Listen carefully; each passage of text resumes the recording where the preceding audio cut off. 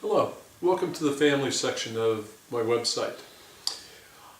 To me, there's nothing more important than my family, and the importance of equipping my children to face life's dilemmas and struggles has been one of my most important tasks.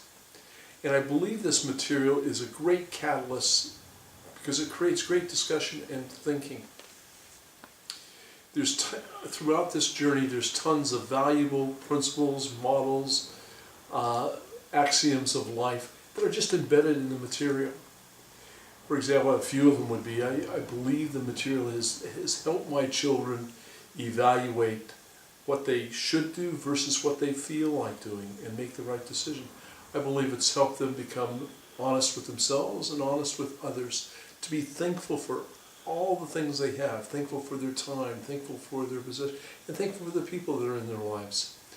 I believe it's helped them create a model for success, for them to choose a goal or whatever their goal is, and then to consciously move all their behavior in line with their goal and use courage to implement and do the things that are difficult if it's in line with achievement.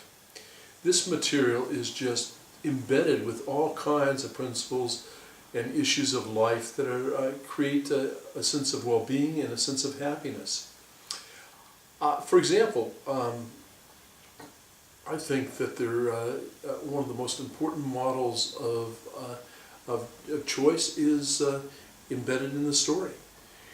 The boy woke up in the morning and he was tired of listening to the fox. He had just had enough. He'd been in the pool of right decisions. He'd been across the desert, a simple choice. He was just tired of going uphill. He was having a me day. He woke up in the morning and everything that the fox said to him was annoying. The tasks that he normally did with a cheerful heart were difficult. And the trail that morning was up, steep, dusty. He started complaining, moaning to himself, I'm sick and tired of listening. I'm tired of being told what to do. He was having a me day. And like I say, the trail was just switchback from here to there and back, like a zipper going up this mountain. And every step he took created a cloud of dust. After an hour or so of this hard climb, he just got tired of listening to the fox. And he motored ahead, just started hustling and got himself 100 meters, 200 meters ahead of the fox, and he came to a crossroads. There was this huge Sariago cactus that sat right in the middle of the trail. And he looked up the trail, and the trail kept going up, and there were switchbacks, and there was a ridge, and he could see more trail above the ridge, and he went, man. Then he looked down the trail, and it was cruisy.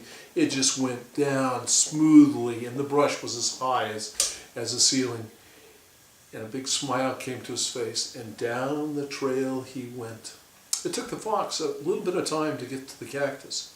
In fact, the boy was in such a hurry, he didn't even see the small sign that was on the uphill side of the cactus. Fox took off after him, had to run, caught up with him, said, hey, it's the up trail. And then the fox turned and went to the first turning, looked back down the trail. The trail was empty. He didn't hear me. So he went after him again. Caught up with him and said, hey, it's the up trail. Boy looked at him and said, hey, I can see where I'm going, but this isn't the right way. You follow me for a while. I can see the triple peaks. I can see where I'm going, but this isn't the right way. Oh, come on. The fox went and sat in front of him and put his paw up and said, this isn't. And the boy with an attitude walked right by him. He was having a me day.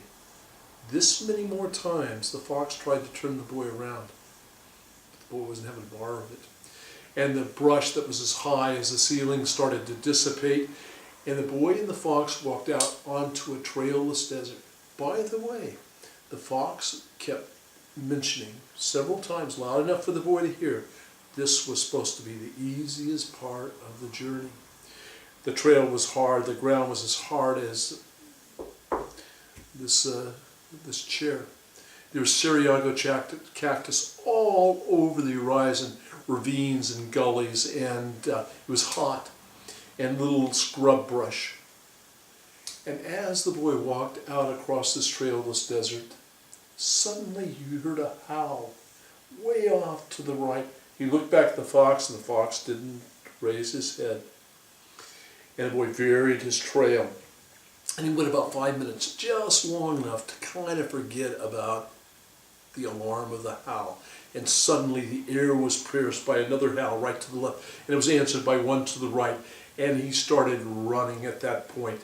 And a quick look over, and coming out of a ravine was one wolf right after the other. And these wolves they were worms wolves. They were this high in the shoulders, massive heads, massive chest cavities. Their tongues were hanging out about that far. And the 7 were easily loping 30, 40 meters to the right. And he quickly looked to the left because something grabbed his attention. And coming out of a gully on the left side were 7 more wolves, just as bad, just as ugly as the ones on the right. And he was hauling, and suddenly came sliding to a stop on the gravel desert floor, because up ahead of him, sitting on their haunches, were 7 more wolves. And when he saw them, they rose to their feet and started coming toward him. He turned and started running back the direction he came. And he was running for his arm, and he was hauling, booking it. And he came sliding to a stop, because coming down an incline were 7 more wolves. And the 28 wolves started moving in on him, and he did the only thing he could do. He ran up against this huge Sariago cactus. And he ran around the cactus looking at the horizon. He said, "Fox, I don't see Regal." And the fox said, "Regal isn't coming." But. And the wolves started coming in on him.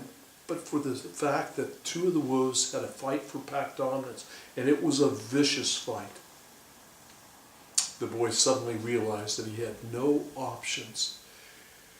Took a deep breath, and he leaped up onto the cactus, and he grabbed the cactus. He had to climb the cactus the way a bear climbs a tree, and he pulled his full weight into the cactus, and he let out a scream that caused Dark Sunshine about 400 meters off to roll over and just start giggling.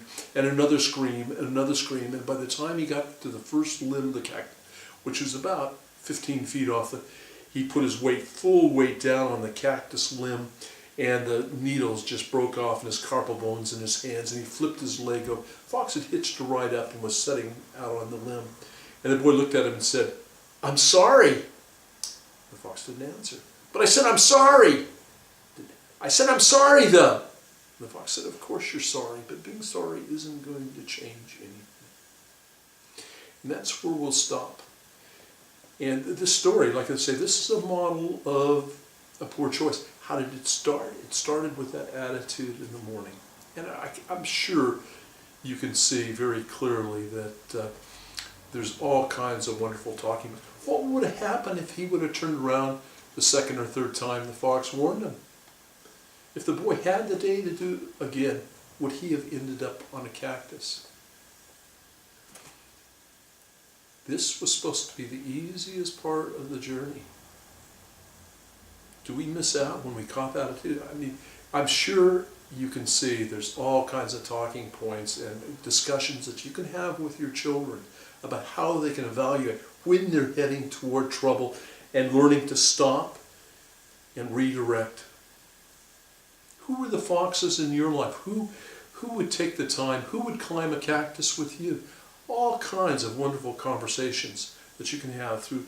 And by the way, the guide will help point all these things out. Because like I said earlier, I have run so many of these groups that I've come to some conclusions on great questions to ask, to stimulate thinking and discussion. And I guarantee you, hours and hours of really quality communication with your kids, family interaction, fun times. Your kids will get it. They'll love the story. They'll relate to the hero. They'll think about what's going on. They'll reflect. And not only, by the way, when you get done with the session that you have with your children, it doesn't finish then. You can have wonderful conversations 2 days later. You can put these themes up onto your refrigerator. They can become the axioms and the themes and just the ethos of your family system. And by the way, I've seen lots and lots of parents who've taken the journey that have had such impact in their life. And the kids are looking up, taking a look at the changes in their parents and what changes they make in their own life based upon their parents becoming honest, and appreciating the journey. I think you'll dig it. I think your kids will dig it. And all this material in a family kit is available on the online store. And I would encourage you to take a look at the material. Thanks.